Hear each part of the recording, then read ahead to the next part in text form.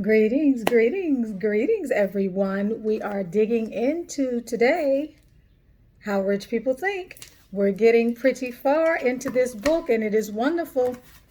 I love the next few chapters. They really hit the nail on the head as it relates to some real problematic thinking with world class mentality versus middle class mentality. Now, keep in mind, world class mentality are those people who are winning when it comes to money, wealth, and abundance. Middle class mentality are those people who typically can be stuck in an outdated way of doing things, stuck in scarcity thinking and limiting beliefs, and struggle when it comes to their relationship with money. So let's just talk a little bit about this. Let's dig into 14, okay? Now, the quote says, money never starts an idea. It's an idea that starts the money. Middle class thinking is about spending. World class thinking is about investing. This is really, really key, especially coming off of the financial fitness challenge. Now, day 11, we just started talking about investing in the stock market, which is a key aspect of financial fitness. But also investing in yourself is a key aspect of financial fitness. But either way, in the next challenge, we're going to dig more into investing, all right? The middle class is famous for living beyond their means. Now, we know most financial analysts will always tell you that you need to be living beneath your means. You need to be spending less than you make. Most Americans typically easily exceed in spending what they're actually bringing in. They're not spendthrifts, but they earn so little that they have to spend it all just to live a decent existence. To further exacerbate their frustration, they're scolded by financial experts who insist that they discipline themselves and trim their spending.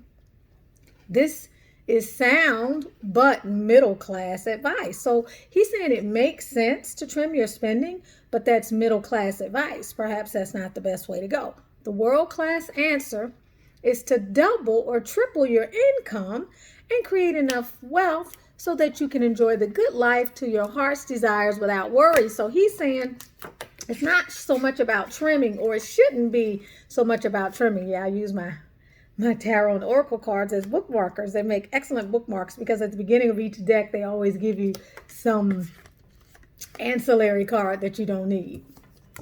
So he's saying generating more income is what is going to be more expedient. This way you can join the wealth and focus on investing the remainder of your money in stocks, bonds, real estate, art, and any other wealth building vehicle that you choose.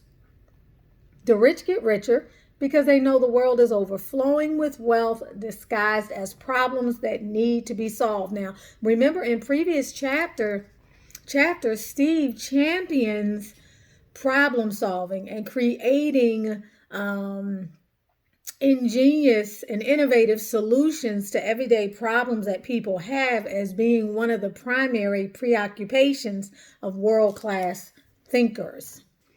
They know any free market economy will gladly make them rich as they desire in exchange for solutions to problems. The bigger the problems you solve, the wealthier society will make you.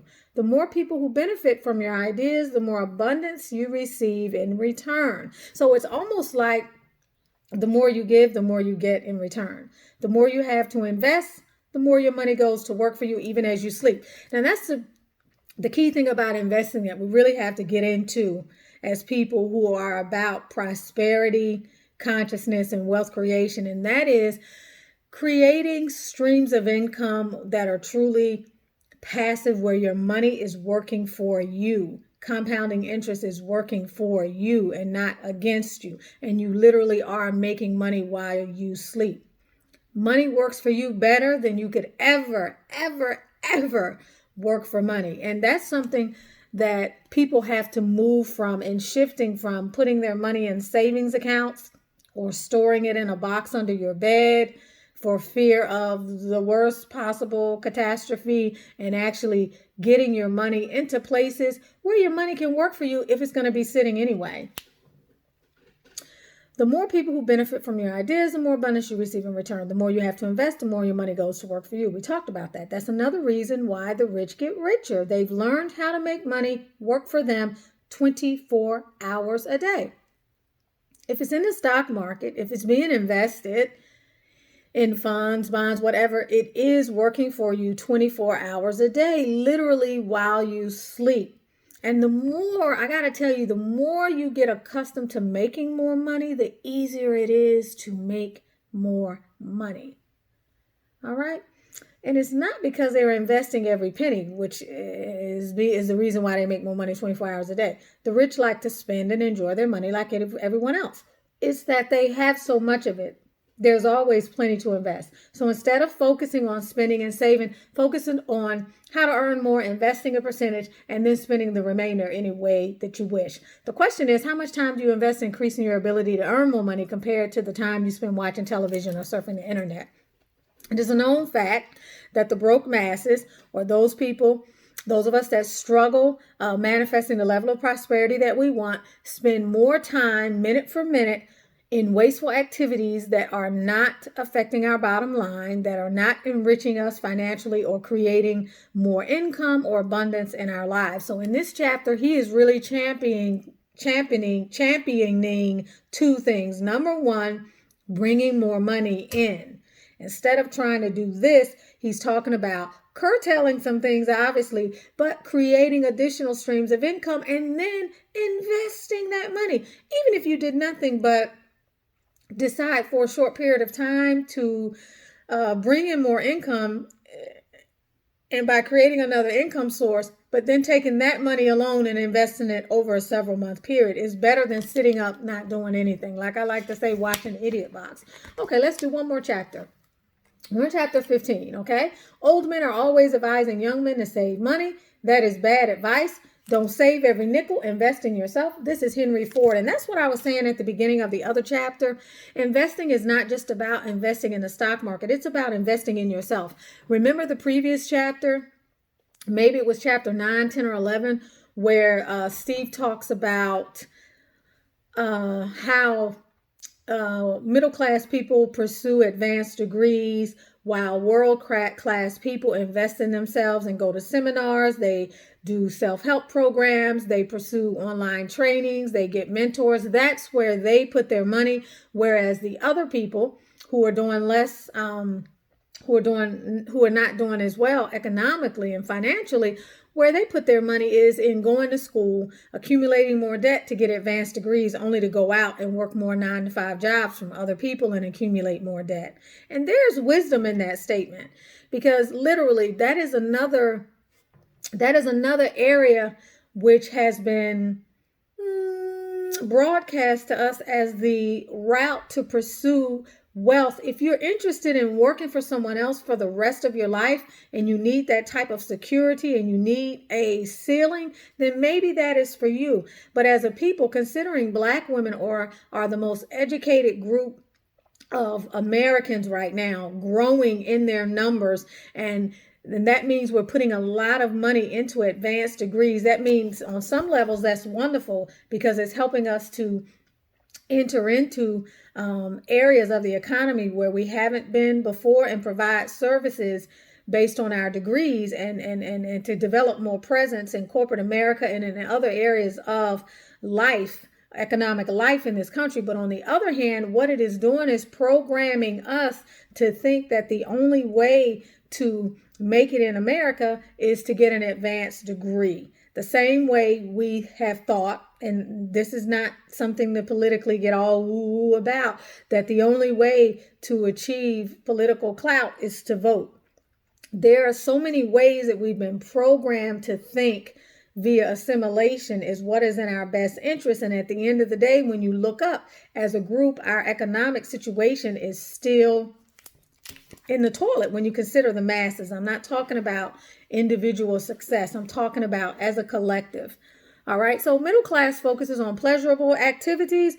World class focuses on money-making activities. This is going back to piggybacking on the point about minute for minute, how you're spending your time. Minute for minute, are you in front of the idiot box? Are you on Facebook? Are you watching people on Instagram. What is it that you're doing minute by minute when if you were to refocus that energy in another area of your life, you could actually be participating in wealth building activities on a more regular basis. The masses spend a substantial amount of time entertaining themselves in a variety of activities.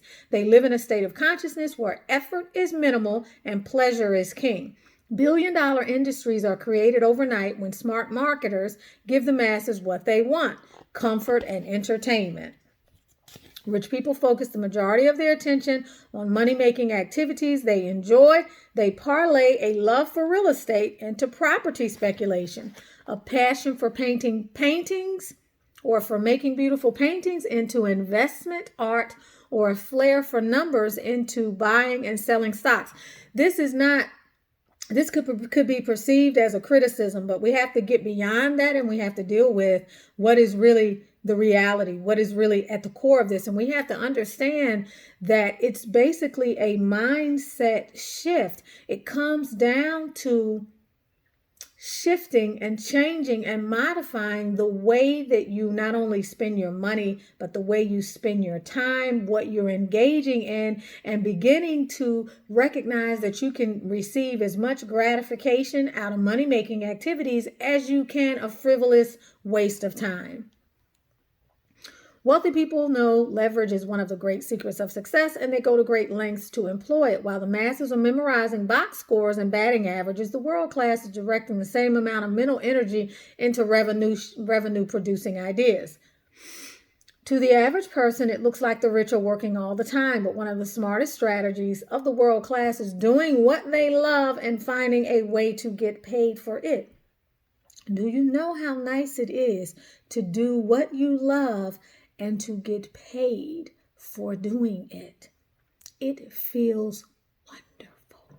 It feels wonderful. And what happens is, once you master one area, you take on something else. You take on something else. And before you know it, your portfolio is full of multiple things that result in income producing activity while you're still doing what you enjoy. And that's on a smaller scale compared to when you begin to really start creating large-scale solutions for larger segments of societies, marketing your ideas, and then sitting back and watching the coins roll in as a result of your creativity. We are creators. To the average person, it looks like they're working all the time, bada bing, bada boom. All right. The world class is famous for saying that the best thing about being rich is that you never have to do anything that you don't want to do. We talk about freedom all the time. That's what this is about. It's about freedom. The critical thinking question is, which comes first, doing what you love or making money to ensure that you have choice? While either way will work, the majority of rich people or wealthy people I've interviewed over the past 26 years didn't make serious money until they were doing what they loved. That's what I believe is the key. Doing what you love, which is usually the same as that thing that you have a passion about. Over and over, they told me the same thing. When you're doing what you love, you think about it 24 hours a day. That is true. That is true. When I look at how I spend my time, I have to be pulled away from my work because it doesn't feel like work. Because if I'm not doing the actual service for a client, I'm putting another creative package together for marketing, or I'm studying and learning more about the aspect of what it is that I like to do, or I'm in some area of the spiritual or the occult working on moving towards providing even more service, not just for myself, but for the people I care about and my clients. So it doesn't feel like work. Like literally, were it not for the weekends or were it not for family time or something else, I would be doing this all day long because it is a hobby. It's a hobby. It's not a job. It's a hobby. Anything that has that much laser focused mental energy directed towards it is going to produce massive success. Anything that has that much laser focused, you hear me always talk about mental focused, single laser focused energy in terms of focusing on what it is that you want to expand in your life. It's going to produce massive success. A rich resource, something he recommends, is You Were Born Rich. Now You Can Discover and Develop Those Riches by Bob Proctor. You were born rich, meaning you came here with everything that you ever needed to be all that you ever would want to be and to have all that you would ever want to have. So, critical thinking question here is, what would you love to do for a living more than anything else? I hope you all enjoyed. If you have not gotten this book, How Rich People Think by Steve Siebold, I think, yeah, you should really consider getting this book. It is a wonderful, wonderful book, and it will take you far in shifting your thinking as it relates to money.